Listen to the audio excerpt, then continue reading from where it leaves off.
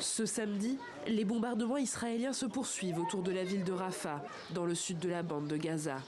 Selon le ministre de la Santé du Hamas, 25 personnes y auraient été tuées dans des frappes au cours de la soirée et de la nuit de vendredi.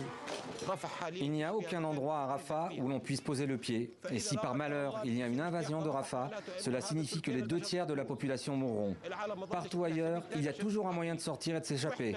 Mais nous sommes ici, nous ne pourrons pas sortir de Rafah, nous n'avons pas d'autre alternative. Soit nous mourrons ici, soit nous mourrons dans nos maisons. Nous n'avons nulle part où aller.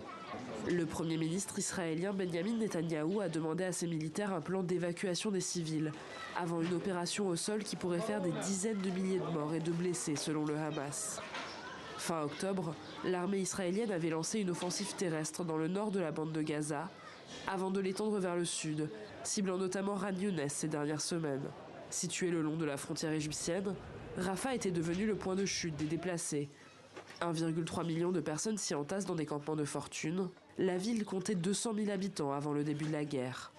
Nous ne savons pas où aller. Ils nous ont dit que Rafah était une zone sûre pour les personnes déplacées. Et nous avons été déplacés à Rafah. Après avoir été déplacés à Khan Younes, alors cette situation me fait peur. Le président de l'autorité palestinienne Mahmoud Abbas condamne avec véhémence, dit-il, le plan d'offensive militaire sur Rafah. Un dangereux prélude, selon lui, à l'application du projet israélien visant à déplacer les Palestiniens de leurs terres. Le chef de la diplomatie européenne, Josep Borrell, l'a quant à lui jugé alarmant.